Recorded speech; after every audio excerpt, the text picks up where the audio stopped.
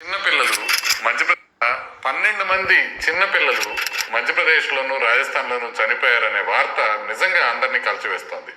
దీనిపైన union health ministry ఏం చెప్పిందంటే 2 ఏళ్ల లోపల ఉండే పిల్లలకి అసలు కాఫ్ సిరప్స్ అనేవి ఇవ్వద్దు, 5 ఏళ్ల లోపల ఉండే వాళ్ళకి కూడా ఇన్ జనరల్ ఇవ్వకపోవడం మంచిది, ఆ తర్వాత కూడా గట్టిగా అవసరమైతే మినిమం పీరియడ్ వరకే ఇవ్వండి, చాలా జాగ్రత్తగా ఇవ్వండి అని చెప్పారు.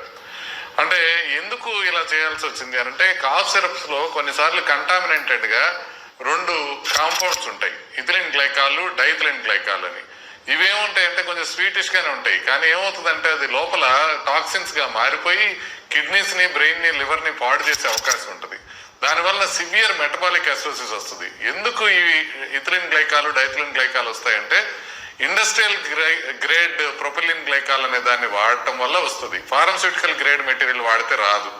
ఇంతకు ముందు కూడా 1972లో తమిళనాడులో 15 మంది చిన్నపిల్లలు చనిపోయారు, 1998లో గుర్గాంలో 33 మంది చిన్నపిల్లలు చనిపోయారు, 2019లో జమ్మూలో 12 మంది చనిపోయారు. ఇది మాత్రమే కాకుండా ఆఫ్రికన్ కంట్రీస్ లో గాంబియాలో 2022లో 70 మంది చిన్నపిల్లలు కాఫ్ సిరప్ మైడెన్ ఫార్మస్యూటికల్స్ అని ఇండియన్ కంపెనీ చేయటం వల్ల చనిపోయారు.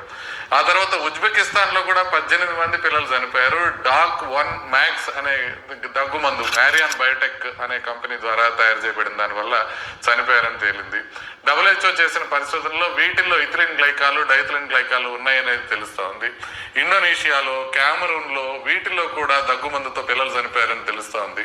సో వీటన్నిటిలో ఒకటే మనకి తెలుస్తా ఉంది ఏంటంటే మనం జాగ్రత్తగా టెస్ట్ చేసుకొని వాడాలి, బ్యాచ్ టెస్టింగ్ జాగ్రత్తగా చేయాలి, కెమికల్స్ ప్రొడ్యూస్ చేసేటప్పుడు మంచి సప్లైర్స్ దగ్గర నుంచే ప్రొడ్యూస్ చేసుకోవాలి.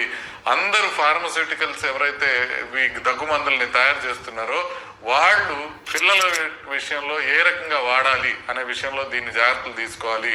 ఫార్మస్యూటికల్ షాప్స్ లో కూడా దగ్గు మందు పిల్లలకి అంటే మనం ప్రిస్క్రిప్షన్ లేకుండా ఇవ్వకూడదు. మెయిన్ థింగ్ రెగ్యులేషన్ అనమాట. బ్యాచ్ టెస్టింగ్ కనుక రెగ్యులర్ గా చేసుకుని వీటిలో కంటామినెంట్స్ ఏమైనా ఉన్నాయా లేదా అనేది చూసుకోవాలి. ఇప్పుడు మధ్యప్రదేశ్ లో కంటామినెంట్స్ లేవని చెప్తున్నా కూడా పిల్లలు చనిపోతుంది మాత్రం కిడ్నీ ఫెయిల్యూర్ తోనే. అందువల్ల డైథిలిన్ గ్లైకాల్ కాకపోతే ఇంకేదన్నా కంటామినెంట్ ఉందేమో చూసుకోవాల్సిన అవసరం ఉంది. తల్లిదండ్రులు తస్మాత్ జాగ్రత్త.